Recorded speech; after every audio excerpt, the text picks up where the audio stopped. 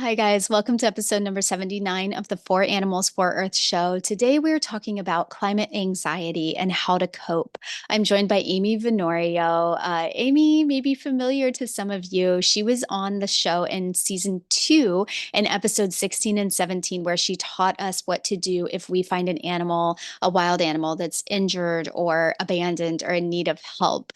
Amy has studied psychology, biology, education, environmental management, organic farming. She's lived off the grid. She's saved hundreds of animals' lives, you guys, hundreds of animals. She's a special education teacher. She's a successful YouTuber. And on YouTube, she teaches mostly about wildlife rehabilitation and organic gardening, if you're interested in that. She recently has now developed a workbook to help those of us who are struggling with climate anxiety. And if climate anxiety is a new term for you, I don't think you're alone. So I thought, oh, a cool way to maybe start this episode would be with the definition of climate anxiety. Well, not so easy to find. Literally, like Merriam-Webster, nothing. Like all of the like main dictionary places, nothing. I was like, this is kind of crazy. So maybe this is a somewhat new thing. I do know that it's something that's not talked enough about for sure. Another word that is very often used for climate anxiety interchangeably is eco anxiety. And I did find a definition for that. So I thought it would be kind of cool to read that. It is anxiety caused by a dread of environmental perils, especially climate change, and a feeling of helplessness over the potential consequences for those living now, and even more so for those of later generations. So, if that sounds like something that resonates with you, me too. Me too. Amy too. So she's created this workbook. It's available on Amazon, and I have linked to it in the show notes. It's called Climate Anxiety, a guided journal and workbook. It's filled with hundreds of exercises to help us calm, connect inward, connect with nature, and to honestly just find our way on a daily basis through this whole thing. It's obviously important to state we are not doctors, we're not psychologists. Amy is simply speaking as a teacher and an environmentalist, and she's sharing ideas that have worked in her life. Obviously, please reach out and seek professional help if you're feeling overwhelmed and you need it.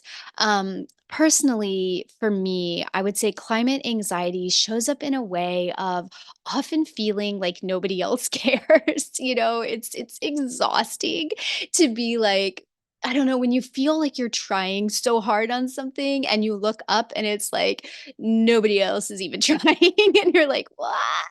And so it's hard. And the more like news stories I take in, or even the topics we talk about on this show, a lot of it can be really heavy and draining.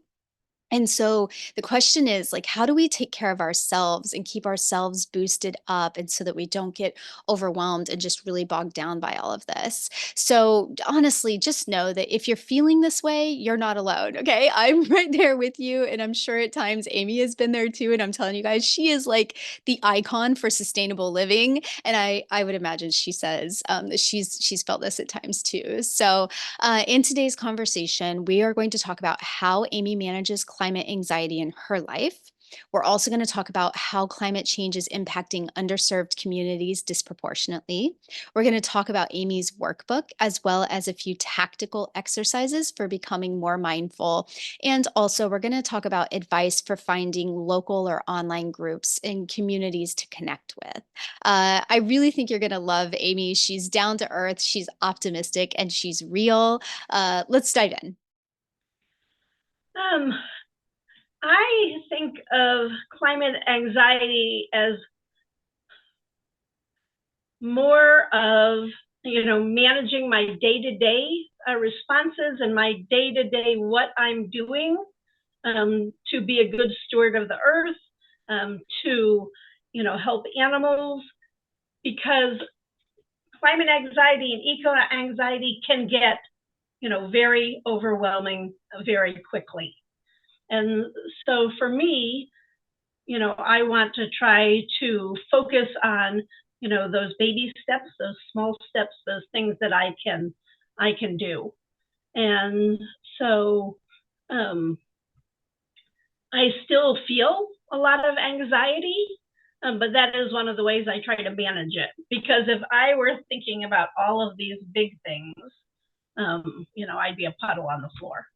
And so I I focus on what I can do. I can, walk instead of, drive my car somewhere, or, I can, take a wildlife orphan in and provide care for them, so that they can be released back into the wild. I can make good choices in my life, about the things that I'm buying and the things that I'm doing.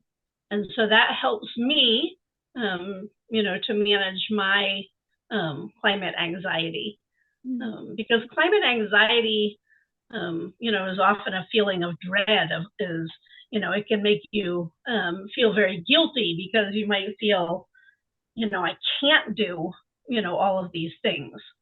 So I can manage my, anxiety and that feeling of dread by, taking baby steps.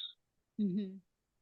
Has that feeling changed for you from having lived off the grid in the country in Kentucky? And I think it's been a couple of years now, you moved Yeah. into a big city. Has that feeling and the optimism that you have changed for you making that change? Yeah.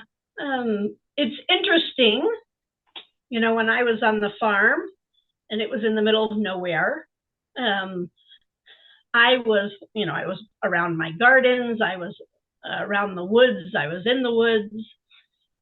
And so I didn't have as much in the city. It's in my face. In the city, it's everywhere I look. There's lots of cars everywhere. There's lots of industry with smokestacks. I can see, I can observe, pollution, and I can observe, all of these buildings are using all of this energy. And so it's very much more in my face. And actually, one of the things that I've thought about is a lot of the people that either don't believe in climate change, or, vehemently kind of deny climate change, are in more kind of rural areas. And so I've kind of thought about, well, maybe, one of the reasons that they're not convinced that climate change is real is because they, aren't experiencing it as much kind of right up there. And when you live in a city, it's very much so. One of the things, so I substitute, I keep telling myself I'm retired. I substitute in the local school system. And so, I see a number of students, that come from very, lower economic, families that have lower economic opportunities, Black and brown children. And, I've gone to see where, those kids live. And so that's had a big impact on me. We have a whole social justice aspect in climate change, and how it's affecting different groups of people as well. Mm-hmm. Um, Do you want to speak to that a little bit more in terms of what you've seen? um, I think that, we have populations in cities, and, they kind of live in the worst locations. Like, for instance, our airport also houses a military base. So it's a very loud airport. And that area all around on three sides of the airport, is a kind of a traditional lower income area. And then the other side, interestingly, is the wetlands. And so now the big thing is the airport wants to expand into the wetlands. But that's another story. But those those populations don't have opportunities to experience nature. Mm. And, they're often in a position of, not having resources to, express themselves and talk about the noise pollution and other things that the airport brings. And they're also in the situation of, what's most important is they pay their rent. What's most important is their children have dinner tonight, or their children have shoes to go to school in. So, the climate change then is very affecting them very differently. And one of the things that I'm interested in is, bringing education to those populations, and just, as I have my education turtles, but just having, children experience, animals, and experience going for a walk in the woods, and being able to make those connections so that, when they're older, they can have those memories and they can start, thinking about their relationship with the environment. Mm-hmm. Mm-hmm. Yeah. There are so many levels to what's going on with the climate, and how climate anxiety, I feel like, can be setting in for all of us. I know for me, it's like all day, every day, I am thinking about all these different things. And when you think about them all, it just feels so hard to imagine that we can do anything about it. And then it turns into this climate anxiety or eco anxiety that you have now been working to help people manage. And I have a copy of the book. So you have a new book out right now, and it's a workbook basically to help people, I guess, go inside their bodies, outside into nature, and just to practice like all these different exercises to try to keep us on the optimistic side of this whole topic. Can you tell us what the book is and how it came about? So I wasn't really planning on writing on climate anxiety. Since I've moved to Wisconsin, I've had that more opportunities to teach and to write about wildlife rehabilitation and organic gardening. And so those are kind of the things I've been putting more emphasis on. But I started connecting and meeting with a number of young people, both in the school system. My daughter-in-law went back to a graduate school for an environmental science, environmental informatics degree. And it was just like everywhere I turned, I was talking to young people that were just feeling, a sense of dread and just a lot of anxiety, sadness, because, we're learning all of these facts. So when students are in school, whether it's third grade or whether it's college, we're teaching, here are the facts about climate change. Mm-hmm. And so we both know the facts are not, very positive. Mm-hmm. And so, unfortunately, we don't teach students, a good response. We don't teach students how to manage, that response. We kind of have this, doom and gloom kind of outlook from science, but we don't talk about, how do we manage, how do we, continue to take care of ourselves in the world today. So we have, students and young people who, haven't learned a lot of techniques, mindfulness techniques, self-care techniques, managing anxiety techniques. And I'm not saying this is limited to young people. It can happen at any age. And obviously at any age, we all need to learn self-care, good self-care practices. So that's kind of how the workbook came about, because I was talking about, and I was saying things like, well, have you ever meditated? Or I had one on my desk. Now I don't know where I put it. Well, there we go.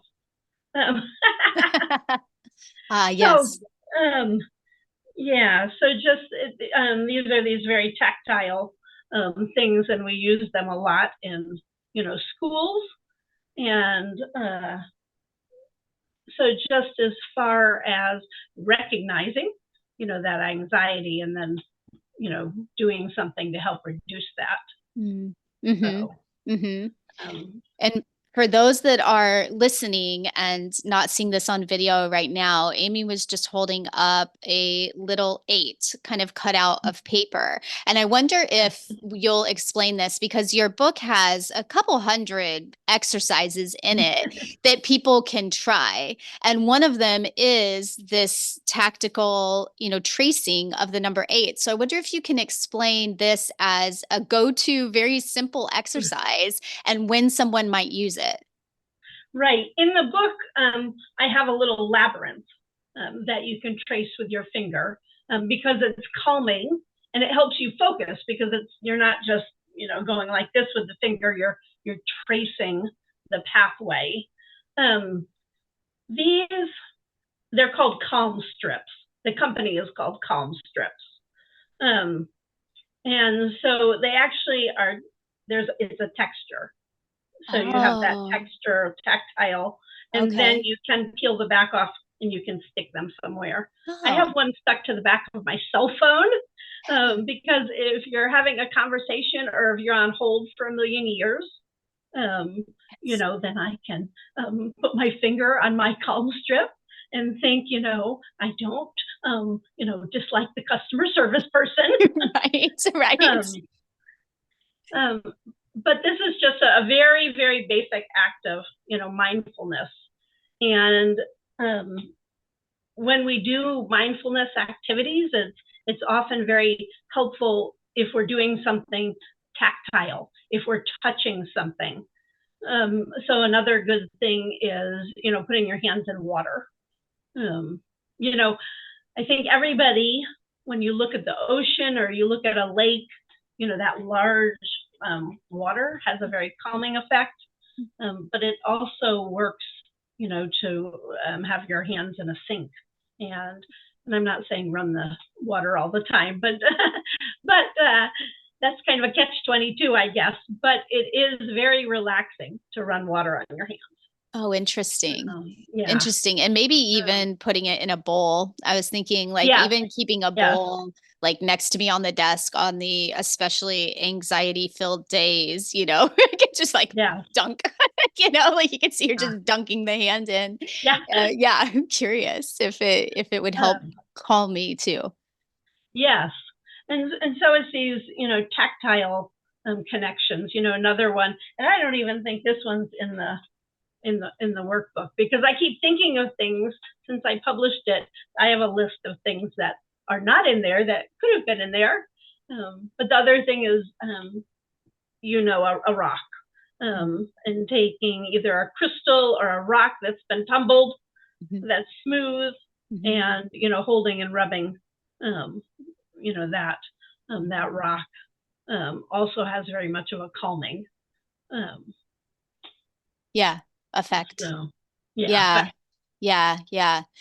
That's really good to know. It's funny because I was thinking it's like mine's not the company you mentioned, but I have the magnet on the back of my phone, and it is tactile, and that really could be, that could be useful. Right. And you're going in a circle, so you're going in that soothing direction. Okay, so a circle is known to be a soothing kind of. That's why they do the things in the figure 8. Okay. Yes, because they've done special education with studies with special education students, that find this a very soothing pattern versus if you're going in lines. Like if you were to follow the line of a square, Mm-hmm. that is not as calming when they measure the brain waves. Oh, interesting. So, Huh. yeah. Cool. So, circles, which is interesting because, labyrinths go way Mm-hmm. back in history and they are, circles. Okay. Yeah, that is really interesting. I was going to say, even just there's so much in terms of just figuratively and imaginatively around circles, right? And just Yeah. even the no breaking of the energy and Right. in all of that. Yeah. Right. Right. And the connectiveness Mm-hmm. of the Mm-hmm. circle. Yeah. And I was thinking I could even think about, as I'm tracing it, just think about like the earth and how we're all connected. And, Yeah. there are so many of us out here that are thinking about this constantly and working together to try to Right. make the changes. I mean, so you've been involved in, let's call it saving the planet, to sum it all up in a couple words. You've been involved in saving the planet for many, many years now. What is your take on where we're at right now? I have mixed feelings about where we're at right now, but so I kind of think of it as we're kind of, sliding down this slippery slope, Mm-hmm. but at any time we can stop and climb back up the hill. Mm-hmm. So, I do think that ahead of us, we have a lot of tasks and we have to kind of climb and do those tasks so that we can get, as a world, as a, big view, kind of get back on task, with some of those, bigger things like the atmospheric gases and, fossil fuels. And,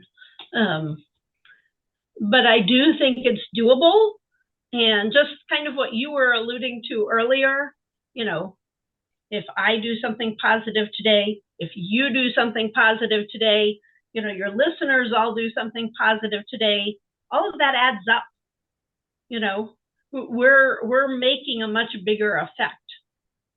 So, we often have that kind of viewpoint, I'm just one person, but you're not just one person.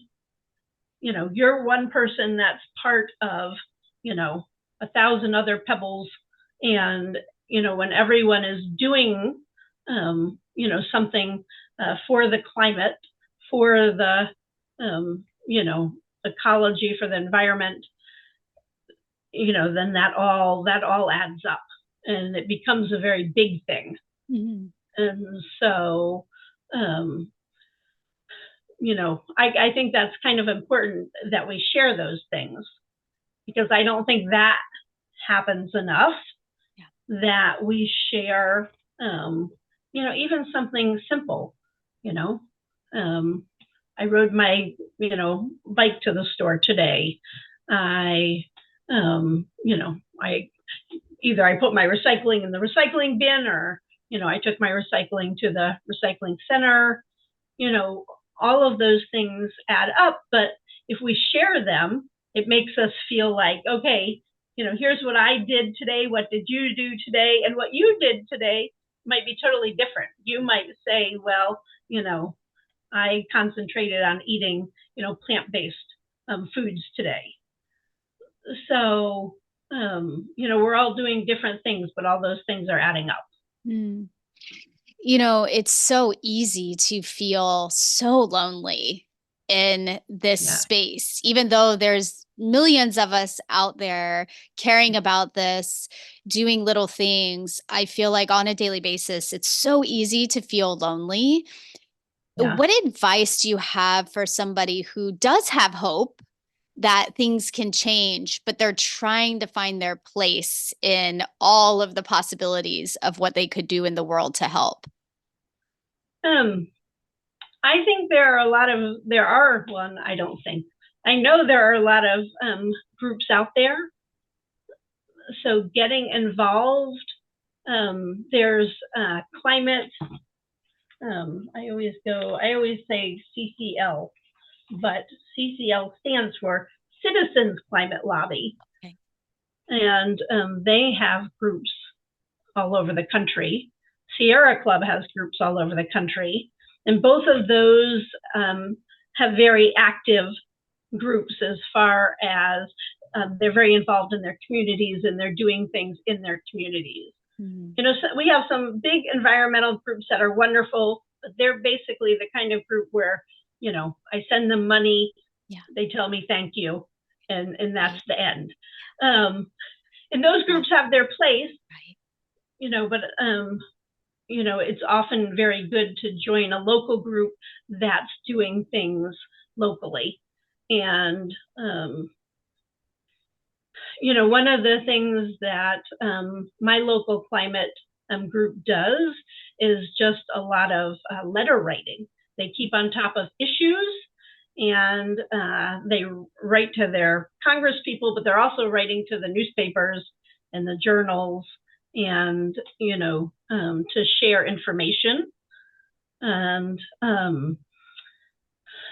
and this was online because this was a national group, but there is a national group that focuses on wildlife and how wildlife is affected by climate change. And so educating, you know, people about habitat loss and deforestation and, you know, species that are critical and need our help now. But I'm getting off on a tangent, but well, there's groups like, you know, you're mentioning some groups, and I was thinking that you and I, after the call, what we could do is put together a list of a handful of different organizations that do build communities at the local level. So if you're listening and you're feeling like I'm trying to find my place, because community plays such a big role in helping with anxiety. Yes, it does. And because it makes you, you know, if you go to a group and, you know, they're doing these different activities and you say, oh, that really interests me, I'm going to, you know, join this group and work on this project, then, you know, that's validating to you, and it makes you feel good, and it lowers your stress because you're seeing yourself having this positive impact and you're getting feedback from other members. So, you know, that's kind of promoting that whole kind of positive, you know, atmosphere and community, like you were saying. So, yeah, I think that's important. And I know from living in the middle of nowhere that sometimes you are far from groups. Because a lot of times it feels like the biggest groups are. Well, in my case, I was in Sierra Club when I lived in Kentucky, and it was an hour away. Okay. Yeah, to go to meetings. Now the internet has done wonderful things, and so a lot of these groups you can Zoom into. So if you are really far away, you can participate on Zoom.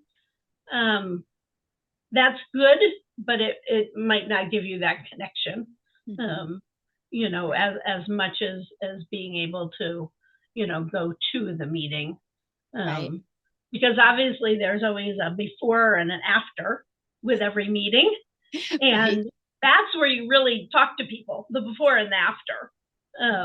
That's you true. Know, is you know, coffee and donuts. That's the, you know, that's the time for community. Right. Yeah, I was going to say it's kind of like the age-old coffee maker at work, right? That's like where you would actually build the relationships with people. And I feel like as a society, we were already getting away from that a bit. And then you bring COVID into the mix, and it's, you know, now everything is Zoom. And I do think it gets you, you know, maybe even 70% of the way there, because you really can build friendships and, you know, relationships over Zoom. But there is also something about that in-person energy exchange that I think, especially when you're talking about anxiety, really does make a big difference.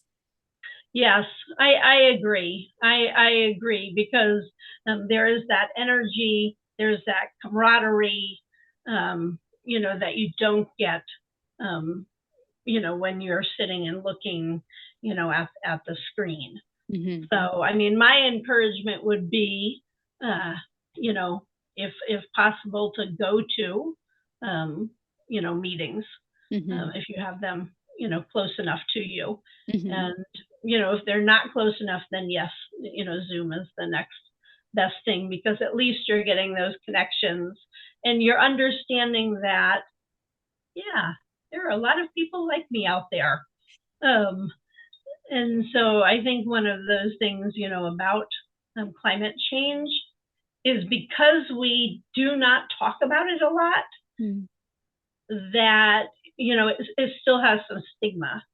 So, in the world, and I'm not a doctor, I'm not a psychologist, I'm a special ed teacher and an environmentalist, but in the world of diagnosing people, there is no diagnosis for climate anxiety.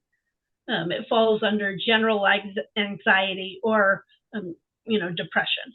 Mm-hmm. And I know that there is a lot of professional development for psychologists and a lot of change going on, where psychologists and physicians and these people that take care of our health, they're learning more about this interconnection between the environment and our emotional health. Mm-hmm. In the past, we haven't really, made good connections. That so that that's important. That mental health professionals are, recognizing those connections. It's becoming so much more of a conversation, which is very ironic, right? As there continues to be more loss and destruction of the natural environment, we're realizing how much more we need it. It's just such an interesting thing. And we're watching the news and seeing some devastating effects, from storms, from volcanoes, hurricanes, flooding. And so we're seeing that. And even if we're not personally there experiencing that, that still has an effect. Right. And so, that needs to be much more in the conversation. And we need to feel comfortable about talking about it. That's an important piece. Yeah. And I feel like you are constantly, and this is something that has amazed me about you since you did your first interview on here years ago. You're always a positive, optimistic voice in this space. And you are also very tactical with the ideas that you share with people of what they can do. Where can everyone find you online? I know you've got a few different things going on. So where can people find you online to follow up with this and follow you? My website, and I blog on my website, is Fox Run Environmental Education Center. And then I have a YouTube channel, which is Fox Run Environmental Education Center. The YouTube, I really haven't gotten into climate change and climate anxiety too much as far as topics. A lot of the YouTube is wildlife conservation videos, and then organic gardening, which I kind of specialize in zone 6, organic gardening. And I'm on Amazon. My books are on Amazon under Ame Vanorio. So I think that's probably the best places. The website has the email, so I'm always open to people to email me and ask questions. Okay. Yeah, perfect. And all of these links will be in the show notes as well for those of you who are listening and watching. I wrap every episode, have for years, with one simple idea. So if you have one idea for us, Amy, today that any of us could do to help animals or the earth. I think getting outside and practicing meditation or breathing, but getting outside and focusing on the environment, focusing on our breath, and really kind of getting in touch with, that world around us. Because sometimes we're just so busy rushing, and we're really not paying attention to things around us. So, it's the whole thing with the tactile, so get outside and, feel the trees and feel the grass or the water, or the sand, if, whatever environment you are in. Mm-hmm. But get outside and spend some time. Awesome. Thank you for that. And maybe we can all go right now. So as we're closing up for the day, I think it's like a perfect time to go outside barefoot and, get into the Yeah, grass a bit. Yeah. no, I can't go Oh, barefoot. shoot. Yeah, you can't. That's true. Okay. You can go play with the snow.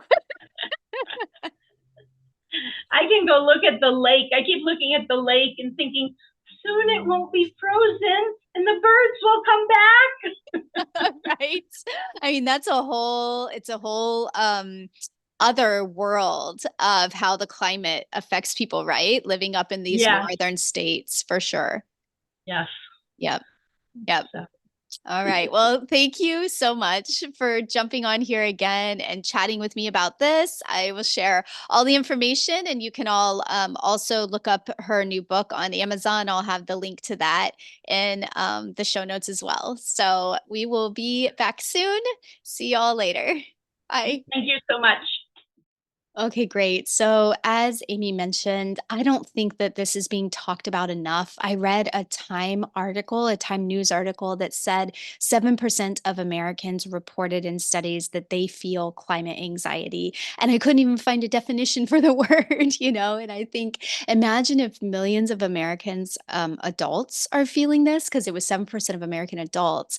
If we're feeling it, imagine how our kids are feeling. I think there's so much focus on all of the problems and everything that's wrong, but there's not that much focus on what we can realistically do to make a difference, and in a healthy way without putting too much pressure on ourselves. So please continue the conversation. The more we talk and support each other, the more we can help each other through this. We can help each other avoid burnout, and we can help more animals and the earth, together. If you're interested in Amy's workbook, it's on Amazon. A link to it is available in the show notes or the description wherever you're watching or listening to this. Also, go check out her YouTube channel, and the link will be in the same place. If you're interested in some simple ideas to make a difference, I know that it gets so overwhelming in this space. And so For Animals for Earth has always been focused on simple ideas. So our website at this point has hundreds of simple ideas. Every blog post, every show episode has at least one idea for you. And I was also just thinking, I remember I made a little DIY jar. It's meant to be for a year, and it has 52 simple ideas in it. And you pull out one idea per week, and you do one thing per week to help. And it's really doable. And it's just a way to kind of stay motivated without getting too overwhelmed. We also have a 5-step conscious lifestyle challenge that's available, and that is something that goes over the course of a couple of weeks, and each of the 5 steps build upon each other. And you can do them as deeply or as shallowly, do as much or as little as you want in those. So all of that is available. Please like and subscribe wherever you're listening to this. Please share it with your friends. The more that we can share this stuff, the more we can build community, and we can get the word out, and we can support these different things that are happening, and help us, all of us, not to feel so alone in this. Yeah, please comment. And yeah, like you just keep this community moving and growing. Thank you so much for being here. I'll be back soon with episode number 80. Episode 80. All right. See you guys later. Bye.